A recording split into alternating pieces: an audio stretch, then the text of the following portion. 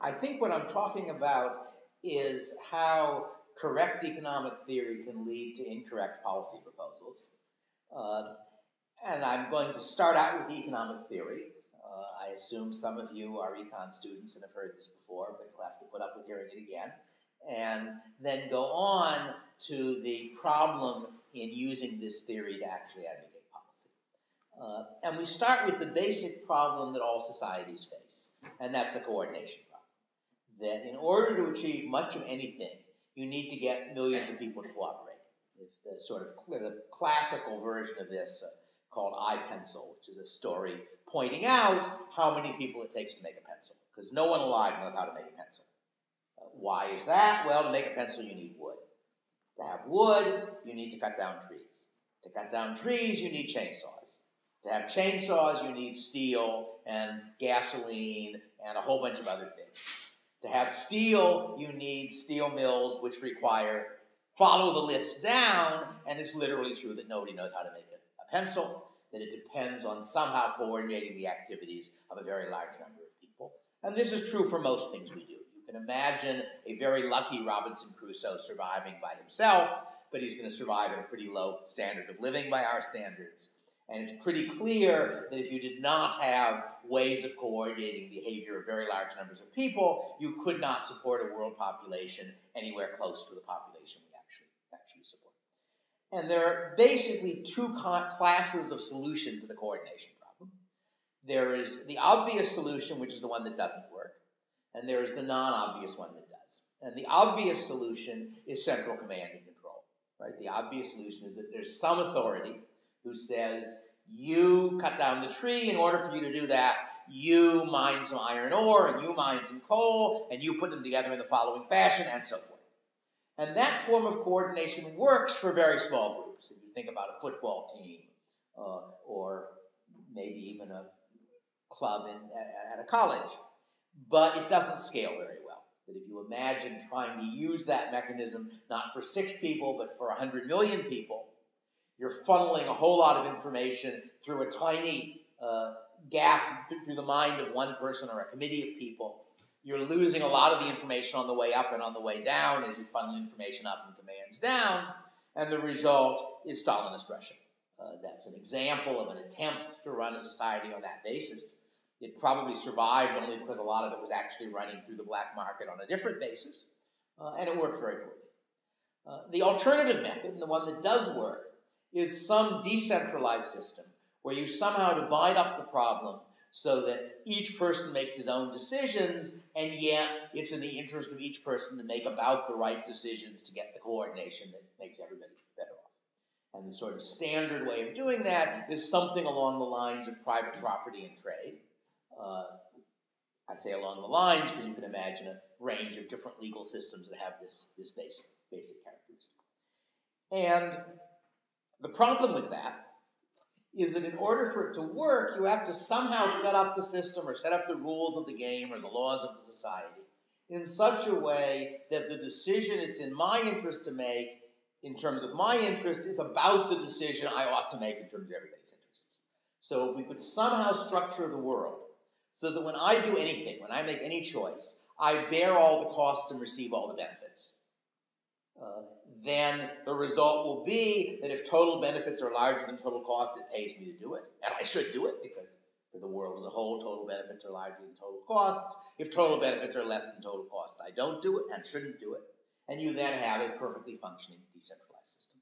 And the problem is that we can't manage that we can't do a perfect job of arranging our rules in such a way that people bear all the costs of their actions or receive all the benefits of their actions. Strictly speaking, you don't have to.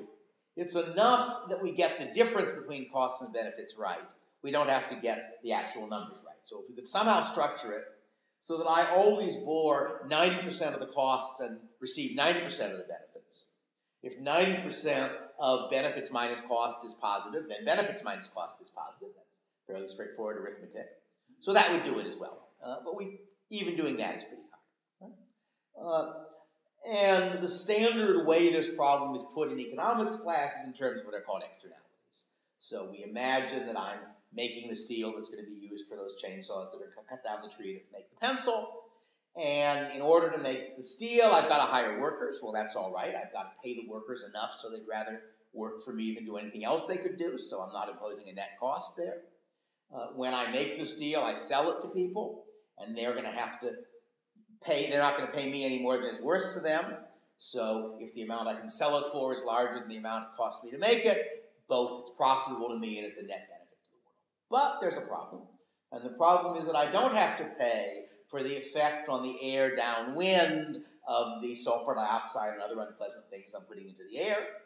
So you can easily enough imagine a case where the costs I'm paying are $10 billion, and the value of what I'm producing is $11 million, so it looks like a good deal, but the costs of the air pollution are $2 million, make it pounds if you prefer. I'm used to doing my lectures in dollars. You can convert inside your heads if you like. It's 1.6 something at the moment. So the result is that even though it's a $1 million profit for me, it's a $2 million loss for us. And in that case, I'll make the wrong decision. I'll produce steel even though I shouldn't. And similarly, you can imagine less extreme cases where I ought to produce steel, but I ought to have a high smokestack to reduce the effect of the pollution. The smokestack saves people downwind $100,000. It costs me $50,000, but it benefits me zero, so I don't build it. Same problem. So in a world where you'll have external costs that people don't have to pay, they will be making the wrong decisions in terms of private decisions being in the general net benefit. That's a problem. It's a problem economists have been aware of for a long time, of course.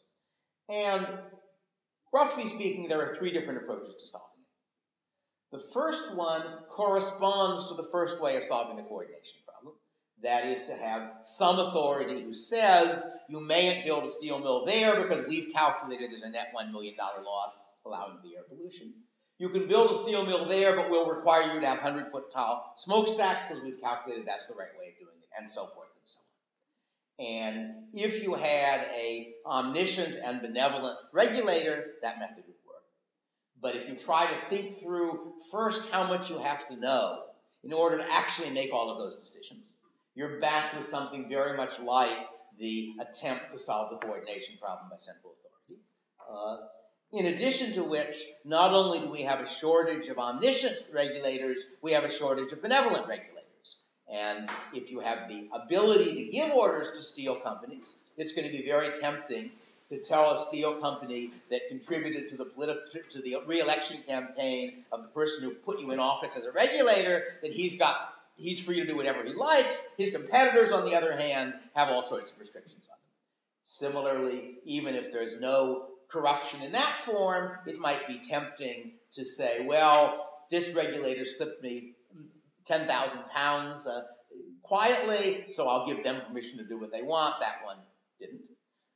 And in practice, at least by the U.S. experience, and I suspect the British experience, what's very common is the legal version of this, which is that the regulator does favors for the regulated firm while he's in office and gets a nice high-paid job with the regulated industry when he's out of office. So all of these suggest that the regulatory solution in practice has serious problems. There's another solution, which is the one that economists have generally tended to favor for quite a while, and it's usually associated with a British economist. I'm not sure if he was at Oxford or not, by the name of Pigou. And Pigou's argument was a very simple and elegant argument. He says, look, we've already got this decentralized mechanism. Let's just make it work. So if the sulfur dioxide I'm putting into the air is imposing a cost of 2 million pounds a year downwind, charge me 2 million pounds a year for it. Say I'm free to do all the pollution I like at a price.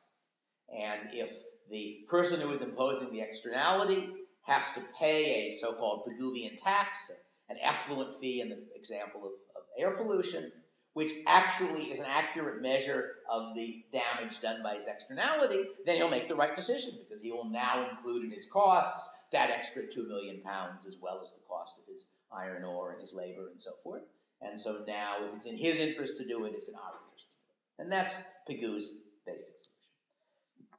Another British economist by the name of Ronald Coase pointed out several decades later that Pigou's argument, which everybody in the profession by that time had accepted, was wrong.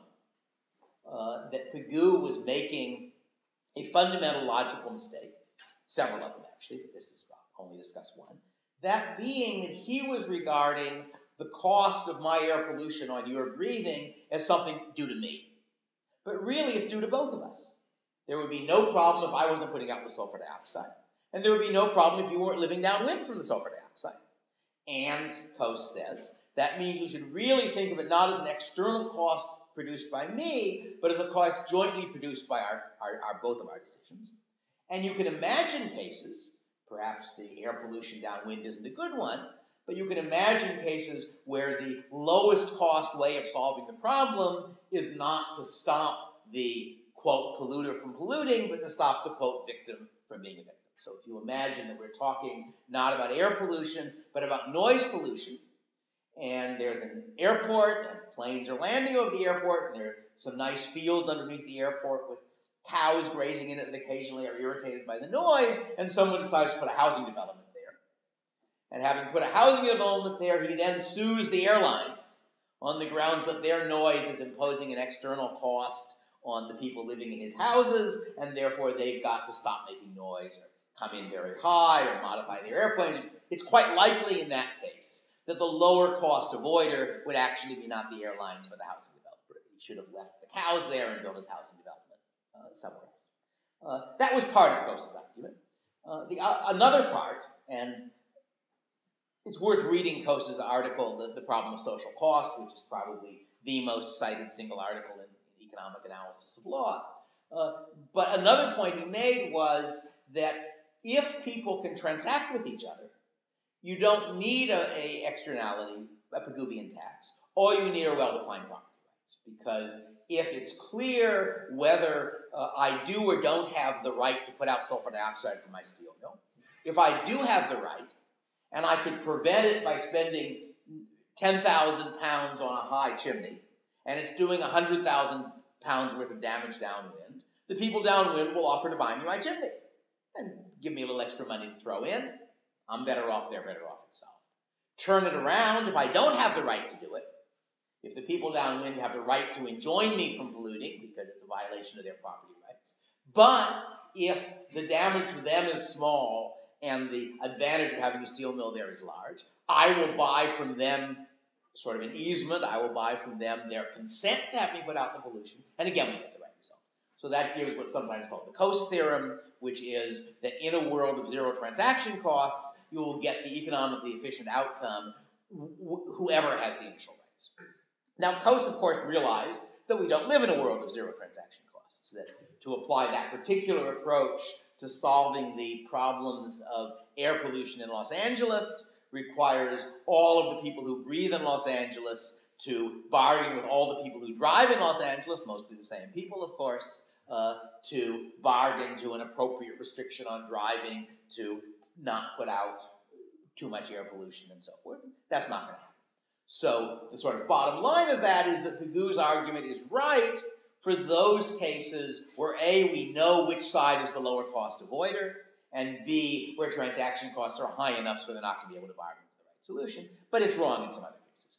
Interesting point for law and econ people, but for purposes of the argument I'm going to be making tonight, I'm perfectly willing to accept Pigou, because I'm considering cases such as global warming, where the Coasean solution clearly is not an option. We aren't going to get 8 billion people bargaining with each other, and where maybe it's not so clear the next part, but at least not living in the world, which is presumably the very most effective way of avoiding problems of global warming, is not a practical option, at least until we have much cheaper space flight than we yet have. All right. So the basic theory of the argument is right.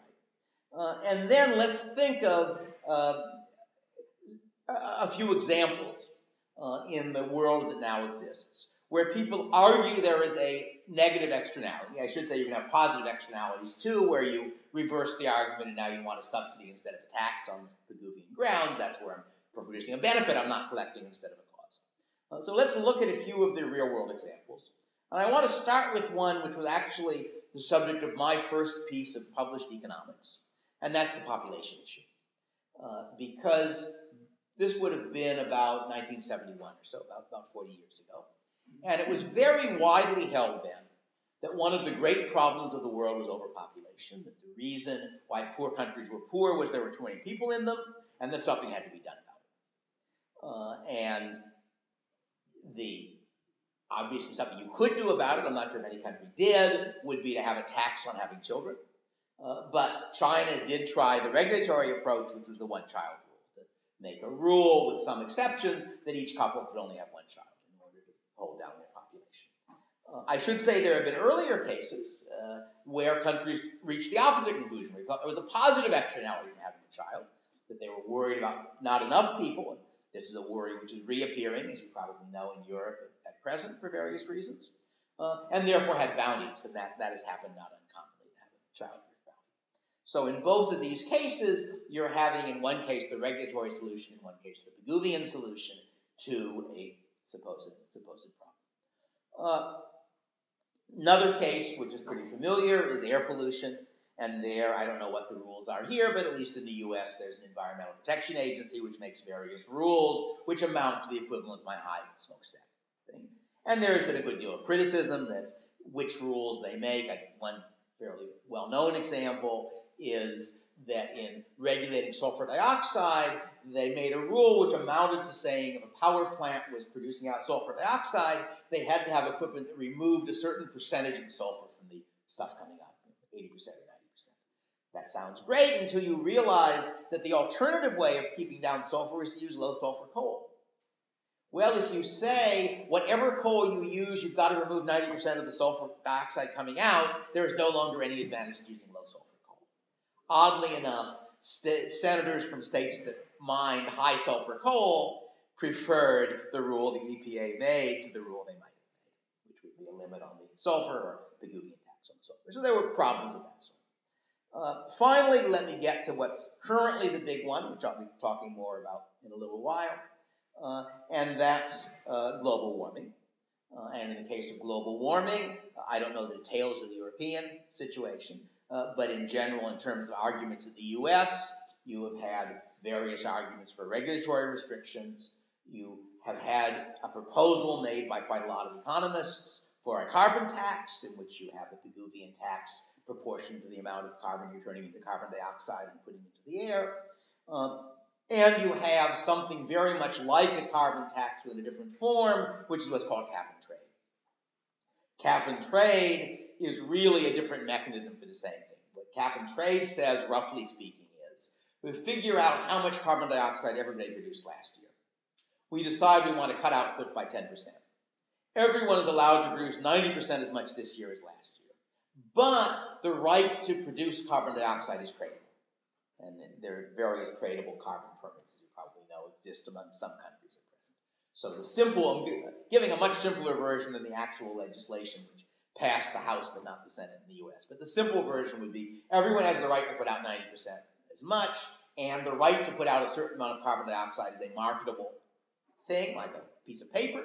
So if it turns out that my company can cut down to 80% quite easily, great, the excess 520 tons of carbon dioxide we're not producing, we can sell the right to another company where they find it very hard to cut below 95%, say.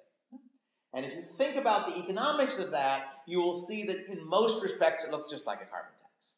Because if the market price for those permits ends up as, say, $1,000 a ton, then everybody who produces carbon dioxide has a $1,000 a ton incentive not to produce it. If I'm below my limit, I'd like to get even lower because then I can sell the permits for $1,000 a ton. If I'm above my limit, then each ton I produce requires me to buy permits at $1,000 a ton. So either side, from an incentive standpoint, in both cases, each ton I put out costs me $1,000, just like a carbon tax. The only difference is that with a carbon tax, the revenue goes to the government. And with a cap and trade, the revenue goes to the companies in proportion to how much carbon dioxide they were putting out last year. And from the standpoint of a government that would like money, that's an advantage for a carbon tax. But from the standpoint of a government that would like to pass such a law, it might be an advantage to cap and trade because you've just bribed the obvious opponents of the law not to oppose it, since if you work out the economics, cap and trade might actually raise the profits of the power companies instead of lowering them. If any of you are econ students, I'll leave that as an exercise to the reader, but according to how the numbers turn out, since you are in effect imposing an increase in marginal cost, which raises the price you can sell your product at the same time you're imposing a cost, it may well be that total revenues minus total costs go up rather than down. But basically, seen at a distance, they're really the same system. Now, what's wrong with all of this? And the argument I'm going to make is that what's wrong with this, at least in the first and third case, I'm not so sure about air pollution, but in the case of both population and global warming, is that in each case, the externalities are of both sides. Having an extra kid both produces costs and benefits for other people. Warming the planet produces both costs and benefits for other people. The size of both costs and benefits is very uncertain because these depend on events into the distant future. And as somebody said long ago, it's really hard to make predictions, especially about the future. The result is that not only do we not know the size of the externality, in those two cases we don't even know the sign of the externality. That I will claim that one cannot convincingly show that global warming on the currently projected level, I'll come back to that in a minute, makes us on net worse off. It will certainly make some people worse off. It will certainly make some people better off. And we don't know what the sum is. Similarly, as I argued in my first piece of economics research about 40 years ago, we do not know whether having an extra child on net makes the rest of the world better off or worse off. So let me start out with population. The standard argument for why population is a problem starts out with a mistake. It starts out with a negative externality. It's not a negative externality.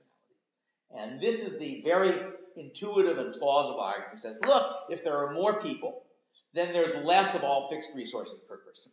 So if we have one more person, there's less land per person, less oil per person, and so on. And the problem with this argument is this is a cost, but it's not an external cost. Because a baby is not born clutching a deed to his per capita share of the world's resources in his little hands. Right? He's born owning nothing. In order for that baby to get land, somebody, he or his parents, has got to produce something of value, sell it and get money, use that money to buy the land from somebody else, paying that somebody else at least as much as the land is worth to him. So with regard to any resources that are private property, the effect of increasing the population is not a net negative effect outside of the family that's producing the extra child. There are transfers. Owners of land are a little better off and renters of land are a little worse off if you bid up the price of land, but that's not a net cost. And similarly for other resources. So with regard to ordinary owned private property resources, this particular obvious externality is not an externality. Let me take a somewhat subtler one, where I'm also willing to argue it may not be an externality for a less obvious reason. And that's another point people make about the cost of having extra children, at least in the U.S., is we have a public school system. It costs about $10,000 a year to school a child in the U.S., roughly. Therefore, if I have an extra child, that's one more child going to school, one more $10,000 that taxpayers, most of whom aren't me, are going to have to pay. And therefore, it's argued we are subsidizing children, or to put it differently, that children have a negative externality. Now, the problem with this is that while my child will indeed consume that amount of resources while he goes through school, he will then graduate from school, he will get a job, and he will pay taxes. And if you work it out on plausible assumptions, the net taxes that he will pay to pay for other children's education will roughly balance in present value terms the cost of his education. My article, Laissez-faire in Population, the Least Bad Solution, is available on my website if you want to read the gory details of the argument. And therefore, roughly speaking, this is a negative externality just about balanced by a positive externality. There are, however, real negative externalities. My child might mug your child. My child might produce air pollution that makes everybody else worse off. My child might go on welfare and not pay any taxes and collect money from other people, making them worse. All of those things are possible. But there are also a whole bunch of positive externalities associated with having children. That my children will pay taxes. Some of those taxes will go for things like the national debt, which are not costs that he creates. which are just sitting there, the more people the national debt is divided among, the less each one has to pay. Some of them will go to national defense. It's a little unclear. You might argue that richer countries' defense is more expensive because they're more attractive to attack. But at least to some extent, you can say, well, national defense is a fixed cost, more people dividing it, everybody else is better off. And there are lots of non-governmental, non-tax effects. My child might invent the cure for cancer. The more people are out there, the more people, cateris paribus, are going to be doing research into medicine. My child might write the novel you really like reading. If you think about a market like books, it doesn't cost any more to write a book and have 20,000 people than to have read it, than to write a book and have 10,000 people read it. So the larger the population, the more attractive it is to write books. The lower the royalties are going to be in equilibrium, the royalty rate, because if everybody is selling more books, then a smaller amount of money per book will be enough to make people willing to write books. Again, I'll leave it to the economists in the audience to work through the logic of this. But basically, where you have the kind of market where you've got a fixed cost, like the cost of writing a book, producing a benefit for an unlimited number of people, the more people there are to get the benefit, the larger, the better off we are. And you can think of quite a lot of other examples of ways in which having more people make us better off. Julian Simon, who was the one great holdout against the population hysteria of the 1960s, wrote a book called The Ultimate Resource. And his argument was the ultimate resource is human beings. And one of the things that made me sympathetic to that was that back when this was a popular argument, I did a calculation that no one else seemed to have done. And that was to calculate population density for the countries of the world. Because the implicit assumption, sort of in the rhetoric, was the reason India and China are poor is they have so many people. And the reason, presumably, that England and Germany and Belgium are rich is they don't have so many people. Well, if you do the arithmetic at the time, it turned out that of the 5 most densely populated countries in the world, 2 of them were, 2 or 3, I think Singapore was independent. So I guess 3 of them were very successful developing countries, and 2 of them were rich developed countries. Belgium and the Netherlands were. Belgium, the Netherlands, South Korea, Taiwan, and Singapore were the 5 most densely populated countries. Not a single one of them fit the pattern of desperately poor third world country. There's one that does now. After Pakistan split, Bangladesh gave us our first example of a country that was very poor and very, very highly populated. But at the time I did the calculation, that was still getting averaged in with the population of the rest of Pakistan, which isn't nearly as high. So that made me a little skeptical. Now, population density is a very crude measure. It's true. I should say at that time, the most densely populated part of the world was not, I didn't count because it wasn't a country, that was Hong Kong. It was a crown colony. Hong Kong had about 10 times the population density of Singapore. Singapore was the most densely populated country in the world. Hong Kong, over about the next 20 or 30 years, got a per capita income that went above that of England, or of the UK, actually. I don't know if they were averaging out Scotland and Wales in that one as well. So that was sort of a fairly striking counterexample. But in any case, my conclusion what I tried to do in my article, in this pamphlet I was writing, was simply to add up the externalities from having a child. And I concluded that I could not sign the sum. That the values, positive and negative, were sufficiently uncertain, so one couldn't tell whether it on net made other people better or worse off. Almost certainly my opinion then and now is that it depends on the kid. That my children, of course, make the world much better off. Because by pure good luck, I produce the world's most wonderful children. Now, you might think that producing the world's most wonderful children would really be scary, because I'd be afraid that other parents would steal them from me. But luckily, all the other parents in the world are so prejudiced that they think they have the world's most wonderful children, so mine are safe. But generalizing the argument, it's probably true that adding some people to the world makes the world a worse place and some people a better place. But that there's no good argument I can see for the claim that on net, on average, extra people make us worse off. And I should say the predictions made by the people who took that claim for granted have been strikingly inconsistent with what actually happened over the 40 or 50 years after they made that prediction. As you may know, we were supposed to have world famines in the 1970s that would kill off, I remember the numbers, 20 or 30% of the population of the world, none of which happened. In fact, per capita consumption calorie consumption in the third world has been trending gradually up more or less from the end of World War II, which is when our data start, to the present. So in that sense, the predictions turned out to be wrong. All right, let me now go on to global warming, which is the current popular issue of this sort. And where I think, to give away my punchline, I reach the same conclusion, basically, that we don't know the net effects.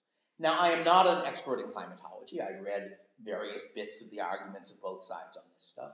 But for my purposes for the moment, I am willing to accept the IPCC projections as a plausible estimate of the global warming we can expect in the course of this century.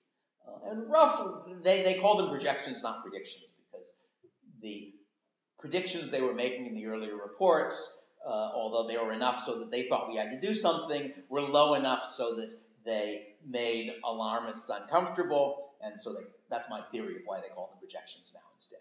But in any case, something very roughly around 3 degrees centigrade and a foot or two of sea level rise for 100 years. Might be 5 degrees, it might be 2 degrees, but that's the kind of range. So I'm willing to assume that those projections are right. I'm also willing to argue that going beyond 100 years makes very little sense because we do not know enough about what human beings will be doing 100 years from now. In particular, I don't think it's particularly likely that fossil fuel will be an important input to energy generation 100 years from now. I'm not all that sure we're even going to be here 100 years from now. I wrote a book called Future Imperfect, which was an attempt to look at technological revolutions that might happen over the next few decades and what their implications would be. And I gave a talk at Google on the book. And I started out the talk by saying that it seemed to me that global warming was a pretty wimpy catastrophe. So the temperature of the world goes up 3 degrees, sea level goes up a foot or two. In 100 years, I got 3 different ways of killing off the human race faster than that. And I do. I can think of 3 different technological developments which could happen. And if they happened and went the wrong way, there will be no human beings of our species 100 years from now. One of the revolutions is artificial intelligence, in which case there might be people in a different sense, but there'll be people running on software, not people running on carbon. So, in any case, so I think that really long-term, basing decisions today on very long-term effects is almost always a mistake. We don't know enough to know what direction the world's going. But I'm willing to go 100 years for the moment. And so then the question is, do we have any good reason to believe that changes on that scale would have large net negative effects? And there are 2 different ways you can look at this question. One of them is what I think of as the a priori argument, to say, is there a good reason, without looking at at the data, to expect a change of a few degrees in global climate to be a bad thing, or a very bad thing?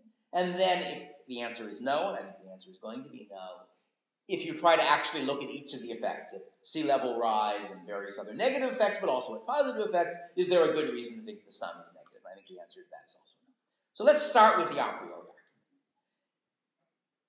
The current climate of the world was not designed for us. Presumably some religious believers would say it is. But if that's your view, then God can take care of global warming too, so that's not an issue. But for those of us who accept sort of more or less a conventional Darwinian, geological, etc. explanation of how the universe came to be what it's like, there's no particular reason to think that the distribution of climates across the world at the moment is optimal for us. Nor were we designed for it. All right, you might say, well, what the world was like is sort of arbitrary accident, but then we evolved in that world, so it's optimal. But it isn't true. To begin with, over our species' history, the usual state of the world is half a mile of ice over this location. All right, we for the last 1,000,000+ years, we've been in what's called an ice age. An ice age is when the poles have ice on them. People usually use the term more narrowly. The ice age consists of repeated glaciations punctuated by interglacial periods. Glaciations, large parts of the world have ice on them, including London and Chicago, what are going to be London and Chicago. We're in an interglacial at the moment, and a good thing too. So we didn't evolve in this climate. And furthermore, we didn't evolve here. We evolved in Africa, where, as a general rule, it's warmer than it is in England and America and various other places. So there's no particular a priori reason to think either that the present climate is suited to us or that we're suited to it. And furthermore, the most obvious reason not to think it is that humans live and prosper across a wide range of climates. If you think about the range of places where human beings grow food, live, have babies, do all the things human beings do, it covers a whole lot more than 3 degrees centigrade range. There is, however, one good a priori argument against change in either direction, warming or cooling. And that is that we are currently optimized, we not by evolution, by our own actions, against the current environment. So if you're a farmer, you are now growing those crops that grow well in the environment you're now in. If you have a house, and the house is in a very hot climate, you probably have air conditioning, at least if you're part of a rich country. If your house is in a cold climate, you have insulation, various kinds of heating. So in lots of ways, we have adapted our behavior to the way the environment currently is. Similarly, where we put houses depends, among other things, on where the shoreline is at the moment. And if the sea level rises and the shoreline moves in by a couple of 100 feet, there are going to be some houses that are underwater. At least the bottom is going to be underwater. That's inconvenient. So there is a real cost to change in either direction, which is, from an economist standpoint, we've made sunk costs, we've built buildings, we've learned how to cultivate certain crops, and so forth. And as the change occurs, some of that no longer is suited to the new environment, and therefore we've got to, in effect, write it off as a lost cost. That's a real cost. That would be a serious cost if we were talking about 3 degrees next year. But we're talking about 3 degrees over a century. Talking about 1/3 of a degree a decade, roughly. A 30th of a degree a year. Over 100 years, farmers are going to change their crops multiple times with or without global warming, because people will develop new crop varieties, tastes will change, markets will change, someone will discover that they can grow the crop you were growing cheaper somewhere else, and you'll have to change, and so forth. So if you think about the rate of change involved, the net cost of that change to the farmer is very, very close to zero, because he's going to be changing his anyway. It's a little bit more than zero for houses. It's going to look bigger to you than to me, because I live in a new country. And as it happens, the house I live in San Jose is one of the few houses in our area of San Jose that's more than 100 years old. But most of the houses are like 10, 20, 30, 40, 50 years old. And what that suggests is that, less true obviously in Oxford than some other places, that most houses get replaced, most buildings get replaced within a period of as long as a century. Buildings fall down, styles change, law schools and business schools know that in order to prove they're really with it, they need the latest architecture to make their spiffy new building that they're spending $100 million on or whatever, and so forth. So that although the change in where literally tearing down a house and building a new one is expensive, but a good deal of that cost will happen anyway. And not much of it has to happen, because the cost of putting in air conditioning or improving your insulation or whatever is not that enormous. So my claim is that for the rates of change currently projected, the one real argument against change is a pretty weak argument. It suggests there are some costs to having change, but not huge costs. And, of course, we don't know for sure that without global warming we wouldn't have change. It's not as if the world, I'm biased because I'm married to a geologist. Her reaction to seeing Trajan's Wall, I think it was, or maybe Hadrian's Wall, was how new it looked. I think her line is that to a geologist, the everlasting hills are a transient surface phenomenon. But if you think of it in terms of what we know about history, we know there was a global warm period. That's not evidence against global warming. I don't think we have evidence of temperature change in the past as rapid as the last century, when, by historical standards, they're going up pretty fast. But there are changes over time, and they're going to happen with or without human intervention. Some of them are going to happen. Don't know which ones. So in any case, my argument is that the a priori argument isn't very strong. And then you start trying to actually look at the costs and benefits. And that argument, again, becomes very weak. Because it's true that if you push up sea level by a foot, you're going to move shores in a little bit, and that's going to be a noticeable cost in a few parts of the world, such as Bangladesh, a fairly small cost in most of the world. On the other hand, we have to remember that the Dutch were farming land below high tide with the technology of several hundred years ago, right? They faced the problem, only they were on the aggressive. They were opening up new lands by pushing the ocean back. And I've actually seen an estimate someone tried to do of the costs associated with the combined cost of diking against sea level rise plus whatever flooding would result as well as it. And if you look at it as a percentage of world income, it's trivial. I don't remember the numbers anymore. Maybe it's 100%, that kind of scale. Furthermore, in terms of land loss, while it's true you're going to lose some land from sea level rising, you're going to gain a great deal more land from warming. Because one of the facts people tend to ignore is that at the moment, human habitation is limited by cold, not by heat. The equator is inhabited and the pole is not inhabited. And if you look at the globe, you see all of this useless land up in Alaska and northern Canada. You know, Canada is this country 3,000 miles wide and 3,000 miles broad and 50 miles deep. Beyond that, it's cold. I exaggerate a little bit, not by very much. And of course, across Eurasia, Siberia and Scandinavia and so forth, have a whole bunch of useless land. It's useless because it's too damn cold. Well, global temperatures go up, the contours move north, temperature contours. So now you might say, well, that just means there's some new land that's barely worth living in because it's so cold. Sure, but the land just south of that used to be barely worth living in, now it's pretty tolerable. And the land just south of that's pretty good. So if you think about the overall effect, it is to add very sizable areas of land to what human beings can use. And I did a very rough estimate. Somebody else may have done a more careful estimate since. But I concluded that the increase in land due to the moving of temperature contours was something like 100 times as large as the decrease due to sea level rise. There's a further point that, as far as I know, everybody agrees with, but almost nobody talks about in the global warming discussion. And that is that global warming is going to be larger in cold places and cold times than in warm places and warm times. And the reason for this is fairly straightforward physics. That the global warming is coming through the greenhouse effect of carbon dioxide. Water vapor is also a greenhouse gas. I think a stronger greenhouse gas than carbon dioxide. The warmer the climate, the more water vapor is in the air. The more water vapor is in the air, the less the effect of adding carbon dioxide. You can't stop more than 100% of the infrared coming up from the Earth's surface, which is what global warming is, what greenhouse effect is basically doing. So if where you are, 90% of it is already being stopped, putting in some extra carbon dioxide isn't going to increase the effect nearly as much as if only 5% is already being stopped. So as far as I know, this isn't a matter of dispute, although it's discussed very much.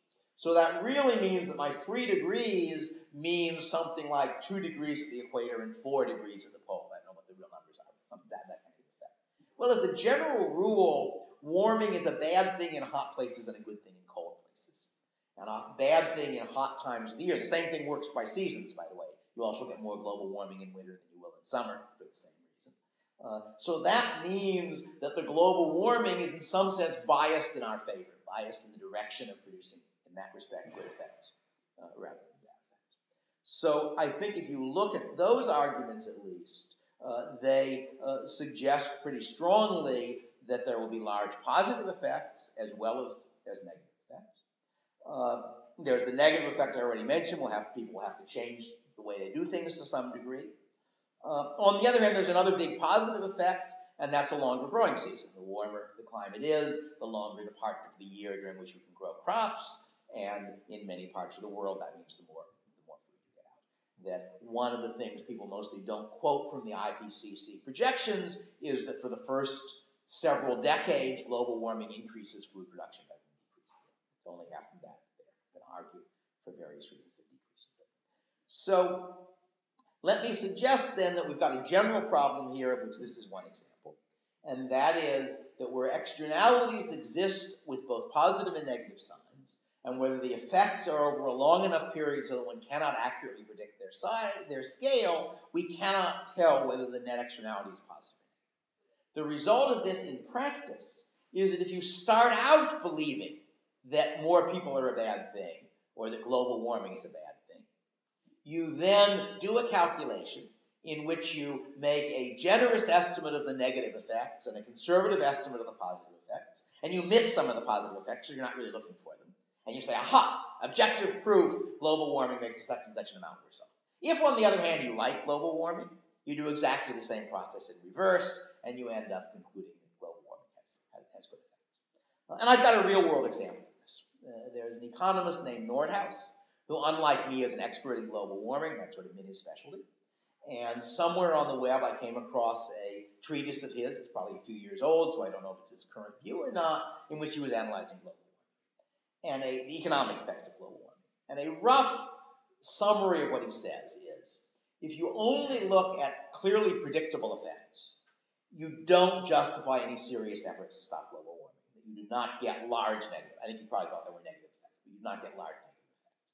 But he says we really ought to also allow for low probability catastrophes. We ought to say, what about things which probably won't happen, but if they did, would be really bad? And he made an attempt, and it's a very poor attempt because it's a very hard thing to do, but an attempt to estimate those, to basically ask various experts in different fields, how likely is it that something doing such and such an amount of damage would happen along the mechanisms you know about? And he then included those effects in his calculation. If you include those, now global warming is a serious problem. Does anybody see a problem with this procedure? Did he leave something out? He did not include any attempt to estimate low probability catastrophes that occur from stopping global warming. Or to put it differently, low probability, very desirable things from global warming. As I commented before, the natural state of this piece of the world in the last million years is half a mile of ice. All right? We know we're in interglacial. We do not know why interglacials stop and start. It is entirely possible, I'm not claiming it's likely, but it's entirely possible, that the only reason the glaciers haven't started south again is we've been putting this carbon dioxide in the air and that warms things up a bit. Might not be true. I'm not claiming any confidence for this. But if you're going to talk about including low probability, large magnitude effects, you ought to do it in both directions. He didn't, because he knew what he was looking for. He knew that sort of his starting point was, well, people think global warming is bad, or there's good reason that, yeah, let's find some reasons. And naturally, he came up with what he expected to come up with. And he, I should say, is one of the less anti-global warming people in the field, so that I think he's argued that the Kyoto Accords cost several times what they're worth in terms of the net effect. But he thinks something ought to be done, something like a carbon tax, probably. So in any case, when I looked at this stuff, I thought that was a nice example of the pattern involved. And I'm not arguing this pattern applies only on one side. That I think if you look at people in this controversy, myself included, almost all of us have biases in one direction or another. That on the one hand, I think it's clear that many of the people who want carbon taxes and similar things also would want them if there were no global warming. That there are various people in the U.S. who think that really the right way to live is a European city, where people are close to their neighbors, they aren't commuting out to the suburbs, and they all shop in the grocery store around the corner, and this is and they use mass transit instead of automobiles, and somehow this is a more civilized, desirable form of life. Some of them, I suppose, are people who happen to live more like that themselves. Well, if you believe that, then you say, well, what you call costs of preventing global warming, namely raising the price of gasoline, that's not a cost at all. That's a good thing. That'll nudge people into doing the kind of life that I know they ought to. That's a bias in one direction. But there's a bias in the other direction. If global warming is a really serious problem and something has to be done about it, the something done about it is going to be done by governments. Well, I don't like governments. I don't trust governments. I don't want there to be good arguments for governments to do things. So I also am biased. I have an incentive to try to look for reasons why global warming isn't a problem. And each of us has to decide for himself, has to do the best he can to see through his biases and the biases of the people his arguments he's looking at in order to figure out what's really going on. So that's, I think, a further point that's worth making, because I think it is perfectly clear. I actually just noticed I had a message from a Google Plus exchange from an ex-girlfriend from a long time ago who, in response to my pointing out that a particular global warming argument was wrong, was saying, yes, but it's a good thing, isn't it, that we should stop cutting down rainforests and putting out air pollution and such, and so if global warming is an argument for doing that, fine. Well, I can understand her feeling that way, but that also comes out in practice, therefore don't criticize bad arguments that claim to prove global warming. The particular one I was criticizing, by the way, is that, as you probably know, there was a very serious storm on the east coast of the U.S. recently, which caused a huge amount of damage, and various people are asserting, look, this is due to global warming. Why is it due to global warming? Well, sea level is higher, and that results in more flooding. Well, it turns out that the previous record such thing was in the 1830s. And it's true that the high water of that was not quite as high water as this. But it's also true that that one hit at low tide and this one hit at high tide. And the difference between low tide and high tide is, I think, something like 8 or 9 times as large as the amount of sea level rise between the two times. So that if you, as far as I know, nobody claims that global warming makes hurricanes more likely to hit land at high tide than at low tide. So I was pointing out that this particular argument was a bad argument, and hence that was the context for that particular thing. All right, I've probably been talking long enough, especially if I got to give another talk this evening on something else. So why don't I stop talking for a bit and some of you start talking. I concluded long ago that one of the advantages of the question period is that when you're answering a question, you can be pretty sure that at least one person in the audience is interested in what you're talking about. Your turn. We have about 30 minutes, so this week. Yes. Thanks a lot for the talk. I really like the externality argument as a basis for discussion of what we learn about global warming. Now, an objection to it is as follows, and you probably will disagree with one or more of my premises. Firstly, that global warming will not only harm humans, but other living beings that also we have reason to believe, are conscious. Secondly, that just like humans, or perhaps to somewhat of a smaller extent, those also have moral worth.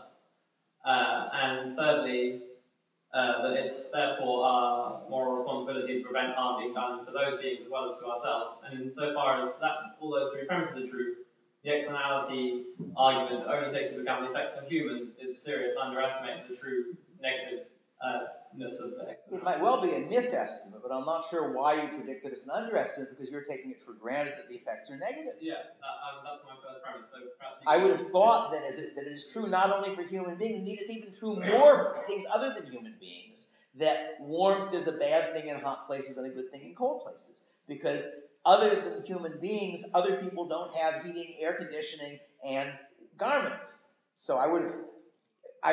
now, you may want to make a stronger statement. It's a statement which many people believe, which you'll find it harder to justify. And that is not in terms of the effect on individual organisms, but on species. And then you'll have to explain to me why the world is a better place if there are 2 species of deer, each of them with 1 million individuals, than if there were 1 species with 2 million. Why is there an extra value, as it were? Because this is, I think, a religious belief. It's a religious belief I have some sympathy for, but it's a religious belief I think it is hard to actually justify good arguments for. Can I just make a short response? Yeah, so I agree with that point, but I mean, in the sense that humans can relocate with relative ease, and it's not a logistical nightmare, or not much as one to just transport people from Bangladesh to Canada or something along those lines, but it is to move individual animals, in that they don't automatically know they ought to move climates. Although perhaps you could argue they have some kind of built-in propensity to do so. They don't have to have built-in propensity. All they got to do is propensity to live and to die. That is to say, if, again, we're talking about very slow changes. You're talking about a change of 1/3 a degree of centigrade a decade. Well, what does that mean? It means that you've got a species with a range. At one end of the range, things start doing a little better, and the other end of the range a little bit worse than before. So populations do a little better here, a little bit worse here, and so forth and so on. So I'm not saying it is impossible that global warming will produce net negative effects for other species, merely that I don't see why you should assume it will. Yeah. Aren't you ignoring the who aspect of the costs and benefits here? Because you could say that it's the rich world that gets most of the benefits, and they tend to live in a colder part of the world. And it's then going to be the poorer world, which is in the hotter part of the world, that the costs are imposed upon, and they're not the ones producing most of the carbon dioxide. So is that not a justification for some sort of compensation going between people? That's an argument that is very popular, but it's very popular with the governments of the poor countries who are not poor people. Yeah. That is, I remember seeing some estimates of the effect on Bangladesh that were made by a government-funded institute, and which didn't emphasize the fact that the land loss they were talking about was over 250 years. And what they were arguing for was not loans, they made this quite explicit, but direct subsidies, and those subsidies were not to the population of Bangladesh 200 years from now, they were to the present government of Bangladesh. So, yeah, I don't know whether the net effect, whether you're right or not, because, again, over this long a period of time, you're going to have a lot of population shifts. The U.S. at 1900-ish, was taking 1 million immigrants a year, about 1% of our then population a year. Transportation is a lot cheaper now than it was then, and even poor people are quite a lot richer now than they were then. So over 100 years, I could easily imagine shifts of 100, 200 million people from Southeast Asia to other places of one sort or another. And if I'm right that the total amount of land available for humans is going to increase noticeably, that's going to be a benefit for such people, because it means there'll be more places where they can go from. But there might be such a net effect. I don't know. But as far as I can see, actual proposals for transfers are almost always proposals for government-to-government transfers. And I do not believe that giving money to the government of India or of Bangladesh helps poor people. Yeah. No, I agree. In practice, it's likely to be a scam, but there is a matter of principle you can argue about. People should certainly be free to donate more of their income to what they see as deserving charities in poor parts of the world. But, yeah. No, I think one reason why your argument doesn't come up very much is that in practical politics, almost everybody regards foreigners as not counting. Yeah. And the standard example of that is immigration arguments. If I think in the U.S. context, lots of people who honestly believe they're in favor of the poor are opposed to more immigration because they say, perhaps correctly, the immigrants will undercut the wages of the present American poor. May or may not be true. It's not clear. But suppose it's true. The present American poor are rich. That is to say, the immigrants are people who are largely, not all, but largely coming from places like Mexico and India and China, where the people who immigrate are much poorer than the present American poor. There can be no plausible doubt, I think, that the immigrants are going to be much better off if they can immigrate than if they can't. So you are saying in order to avoid pushing people down from 10 to 9, we're going to forbid a whole bunch of people to come up from 1 to 10. And that, I think, is morally indefensible, but clearly politically right, because you see what arguments get made. Right? Other people? Yeah. So, do you think that there's potential that a lot of the technology that's being developed as a response to the perceived risk of global warming might end up having a massive net benefit? So I'm thinking of maybe solar power, particularly sort of advanced nuclear technology, that kind of thing. It might. But if you didn't have worries about global warming, people are developing technology for other purposes. This is an argument which I know science fiction fans are fond of in a different context. They like, I think Heinlein claimed that the moon landing or something like that produced huge benefits. I'm very skeptical about it because you have technologies, they get particularly visible in high-profile efforts, but it's not as if power was free to start with. There's clearly an incentive to develop better solar power, and in fact the cost of solar has been going down. I don't think that the cost of solar going down has a whole lot to do with worries about global warming. I think it's because solar is useful in some areas already, and it's clear to lots of people that if you could only get it down by another factor of 2 or 3, it starts undercutting fossil fuel power, at which point it's a huge industry. So it's not impossible, but any mistake might have negative effects, but I don't think it's the proper way to gamble.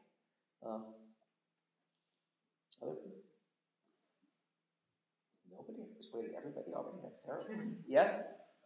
Would you think that the utilitarian argument could be upheld if we were talking about something that didn't have such a slow rate of change, so that global warming is projected to have right now?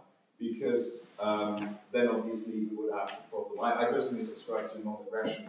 The non-aggression axiom, so I don't think that if an action of yours hurts somebody else, their damage can be sort of... I understand. Yeah. You can use someone else's benefit as a counterweight to their damage, because in principle you're still... I understand the argument, but the problem is that if you're going to take really seriously this kind of sort of natural rights approach, you have to think pretty hard about causation and where we get what rights we get, and how did I have the right to have the climate be what it now is, and so forth. And I think, in general, I have some intuitive sympathy for those arguments, but I think they're a whole lot harder to make if you really try to make them seriously against people who don't agree with them than they at first seem. But let me go back to your first question, because in Future Imperfect, my book about future technologies, one of the questions I discussed in the final chapter is, can technological progress make us worse off? And my answer is yes, it can. That the sort of first argument that can't says, look, technological progress means we can do more of the things we want to do. That's clearly a benefit.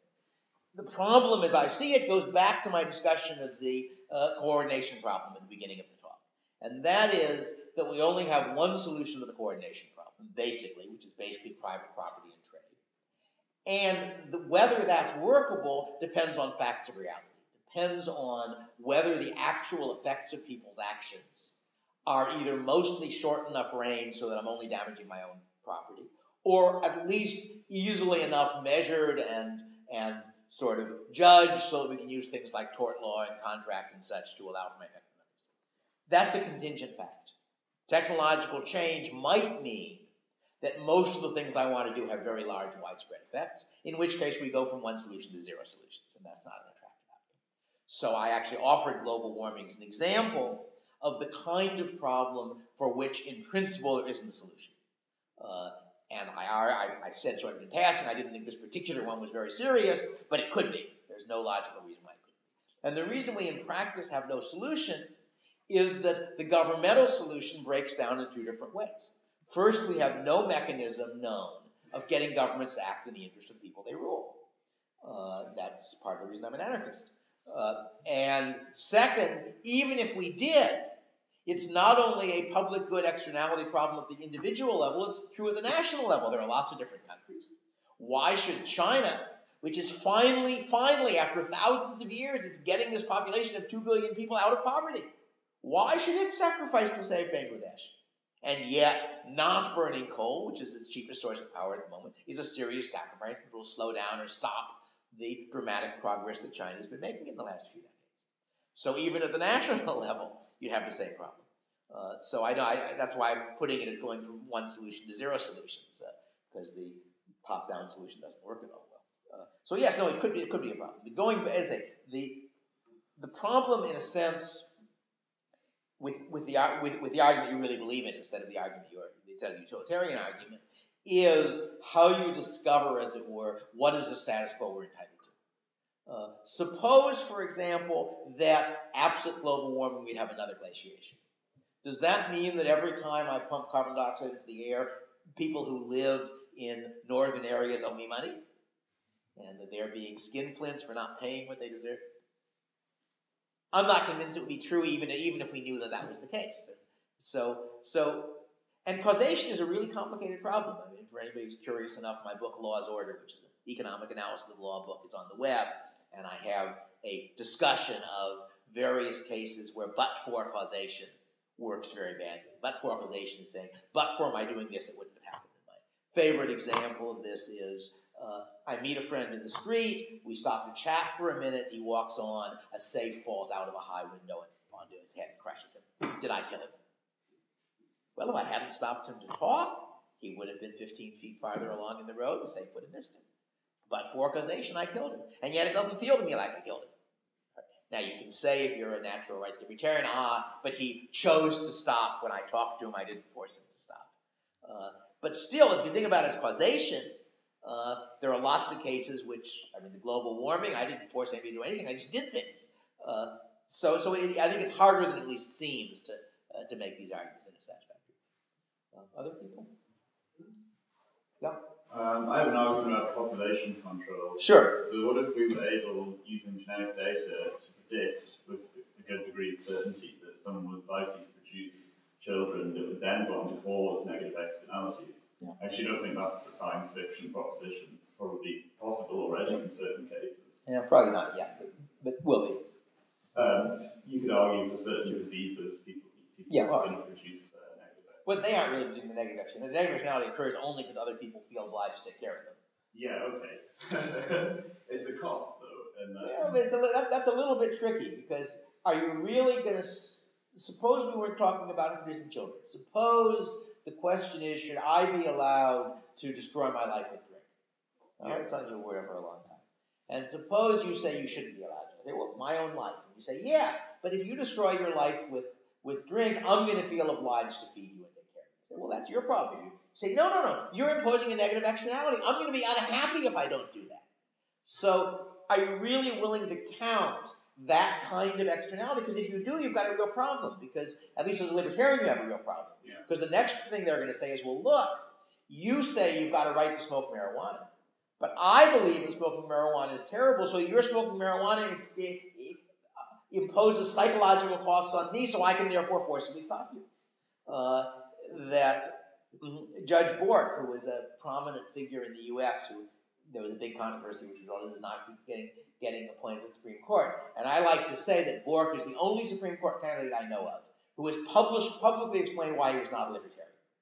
Because he had quite a good law review article in which he made these arguments, and he made them seriously. That is, what he said is, if you believe that you're entitled to stop externalities by the law, that ought to include psychic externalities. That after all, the fact that air pollution is an externality is only true because I don't like breathing the stuff, or because I don't want to die earlier because of something in my preference function. So how about the fact that I have a preference function for your not having premarital sex, or a preference function for your not using drugs? Why shouldn't I be able to say, well, you're imposing a cost on me, and therefore, and he offered that as it was an interesting argument, which has problems, but it's not one that I'm inclined to accept. I agree, but theoretically, you can imagine being able to predict things that are uncontroversial. Right. That's right. The people are going to go crazy and kill other people. That's right. I suppose if you had a sufficiently extreme case, I guess that you would have an argument. It's like drugs. Suppose there were a drug which really had the effect that's claimed for various drugs falsely. The real effect was that as soon as you took the drug, you went crazy and took out an axe and started killing people. Well, it seemed to be appropriate to say either you can't take the drug at all, or you can only take it if you first put yourself in a locked room with no axes in it, and where some competent person has got the key and will let you out after you're off the drug. That doesn't seem to be an unreasonable view. So again, it goes back to causation questions.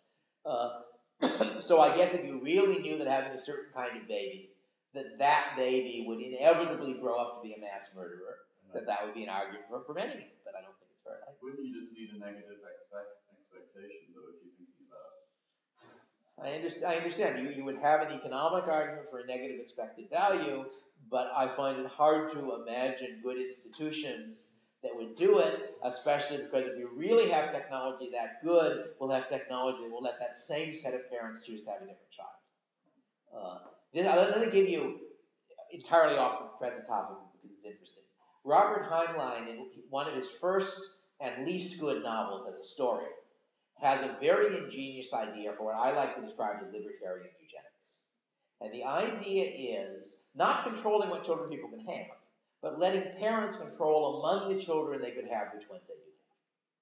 So the basic idea is that once you know enough about genetics, you pick the sperm that doesn't have my hereditary bad heart, and the egg that doesn't have my wife's poor circulation, and the one that does have her musical ability and doesn't have my lack of musical ability, and does and doesn't and so forth, and you combine them. And you can do a little bit of that now. The way you do it now is you produce a fertilized egg in vitro.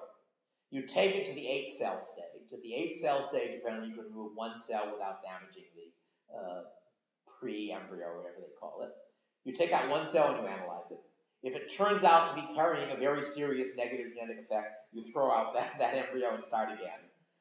If it doesn't, you don't. So that they're doing already. And of course, as you know, in classical antiquity, they had a version of this. They just waited until after the baby was born. But Heinlein's version is a much more elegant solution because you get a whole lot greater range if you can separately control egg and sperm than if you can only get the fertilized egg. Now, you might say it's impossible because you can't inspect the sperm without damaging it. But Heinlein had a very elegant solution to that problem. And that is that the mechanism that generates a sperm or an egg starts with a full set of chromosomes, splits it in half, and produces half of the genes in one body and half in the other. Well, if you're doing the whole process in vitro, which we'll surely know how to do in not that long, the split occurs. You destructively analyze the one you're not going to use. You destructively analyze a cell. We've got lots of spare cells. Subtract, and you know what's left in the one you haven't looked at. Use that one or don't use it.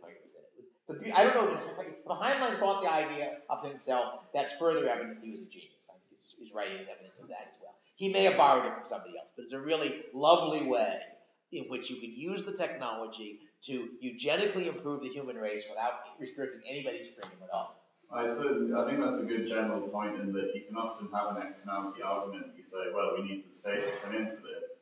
But then you can imagine a technological solution, perhaps not that far in the future, that allows it to occur in a voluntary manner, which would be overall much more beneficial. And the further problem is, again, that we don't have a good way of making the state do good things. Yeah. That after all, part of the sort of stuff that gave eugenics a bad name in the U.S. was the involuntary sterilization. And as far as I can tell, in the famous case, the one which gave rise to the line, 3 generations of imbeciles are enough, it turns out it wasn't true. It turns out that there was not evidence that the particular woman who was sterilized was herself an imbecile or would have had an imbecile child. So I mean, it's a further problem. But yeah, in principle, I could imagine circumstances in which what we would normally think is an action should be free to take had clear negative externalities on other people. Therefore, we stop. We have time for one. Yes. What are your policy recommendations regarding global warming and how to make sure that My recommendation is that one ought to do research, and it might at some time in the future turn out that one ought to do something about it, but at the moment one ought to do nothing at all about it. That we don't have good reason to believe that reducing it will make us better rather than worse off. We will have better information as time goes on. It is conceivable that we'll have good enough information at some time in the future to reverse that judgment, but not.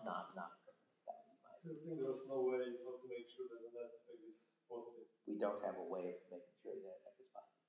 In two senses. We don't have a way of knowing it's positive. We don't have a way of determining the effect. We don't have good mechanisms for controlling the world. It would be nice if we did. Depending, as long as I got to do the controlling instead of you're getting to do the controlling. Or him getting to do the controlling. We ever have the predictive power to make such a call, though? And this is actually sort of tapping both into this problem as well as, for instance, the problem of predicting how someone will turn out in terms of genetics. Because I sort of come from a biology background, and I think while we can, screen for genetic predispositions for physical defects, it's really hard to tell how someone is going to turn out in terms of their behavior. And that's because we're so multiple as organisms. So is probability enough in that case, or is the lack of... Depends how high the probability is, it seems to me, in a realistic sense. That we convict people and put them in jail on something less than 100% probability. We have to, because you don't get 100% probability. Well, yep. As an anarchist, how do you propose that in your alternative reality, who would produce this knowledge about what the sign is, when this knowledge probably is a public good? Yeah, I guess the answer is that there are imperfect private mechanisms for producing public goods. That I would like to believe that I've spent the last hour and a quarter producing a public good. I would like to believe that having more people enlightened about the subject I'm talking about decreases the chances that bad things will be done and increases the chances that good things will be done. If so, I have no way of propertizing that. But fortunately, I get sufficient side benefits from the pleasure of talking to people and persuading them of things, so I'm willing to do it anyway. And similarly, if you look at scientific research, some of it could be done for direct profit-making purposes, in the sense that if you are going to invest in things, knowing what's going to happen to the climate in the next 10 or 20 years could in fact be quite valuable. 100 years not so valuable. So you're going to get some of it done from that standpoint. You're going to get some of it done the way the academic world works in general, which is that you produce interesting stuff and that gets you a reputation, that gets you a job teaching undergraduates at Oxford. So I like to say that open source software is this wonderful invention and all that, but it's the way the academic world has been running for 100 or 200 years. That when you publish an article, you don't charge other people in your field for the information. Maybe you charge them for the paper, or maybe you don't. You probably give it to them if you can.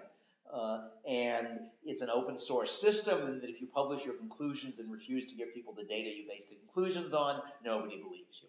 And that's the equivalent of giving the source code for software, for those familiar with how open source software works. So yeah, you have various imperfect methods of doing it. There's interesting, I don't remember his name, Keeley, he's a British author, who's argued basically that in practice, basic research gets done without government funding. And part of his story, judging by, I haven't read his book, but I've heard a talk by him, and I've spoken with him, and I'm going to be there tomorrow, actually, part of his argument is that it is valuable to firms to know what's happening in basic research because it gives opportunities for products and such. That people in basic research mostly talk to other people in basic research. And if they talk to other people, they probably wouldn't understand it anyway. And then, therefore, it pays some firms to fund a certain amount of basic research done by its employees in order that it will have an end into the world where that information is circulating, which then becomes commercially valuable.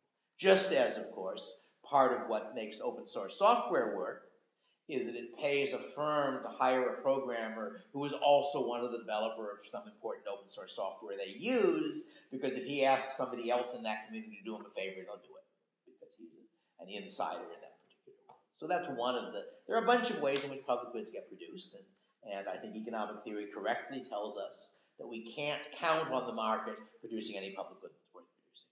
But a public good that's worth 100 times what it costs to produce, odds are pretty high someone will find some way of making at least 1% of the benefit, and that will be enough to produce it.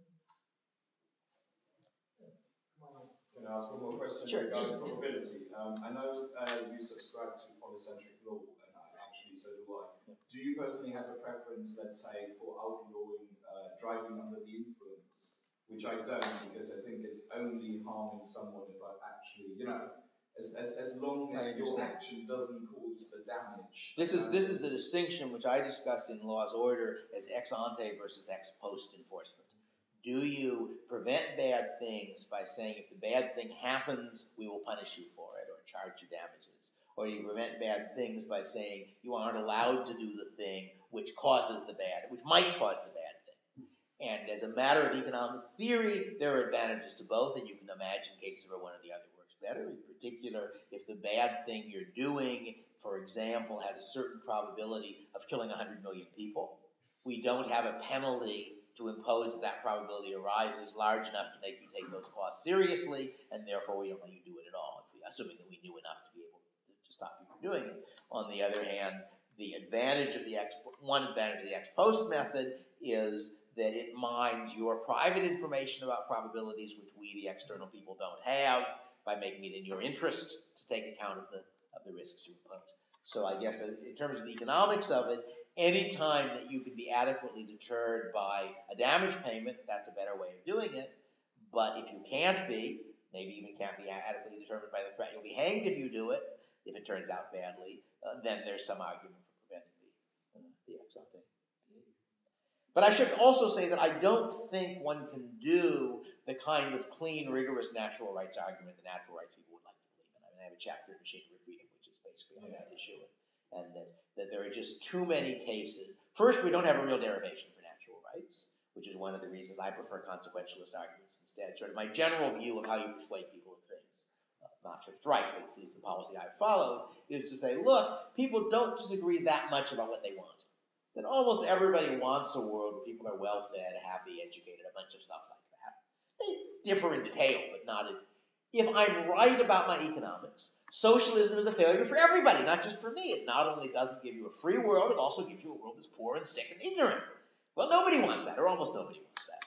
So therefore, if I can persuade people of my consequentialist beliefs, I don't have to persuade them of my particular normative preferences. Since I don't have a good way of persuading anybody of normative preferences anyway, that's a good thing. Because, like everybody else, I have certain beliefs about right and wrong, but I don't think I have a good way of proving other people that those beliefs are right. And I think when you start thinking them through, even the beliefs I hold are not as clean and tidy as they seem to be. Anybody else? Let me say, in ending, I am not a utilitarian. I want to say this because various people seem to assert that I am. I actually have a comment in one of the poems in Machinery of Freedom on this subject. I think that the fact that some change makes people on the whole happier is a good thing. It's an argument for that change, but it isn't always a conclusive argument. I could imagine cases where I thought some particular policy made people a little better off, but was wrong in some a priori natural rights kind of sense. But I also don't think the natural rights argument is adequate by itself. So, and I'm a skeptic about moral philosophy anyway. Thank you.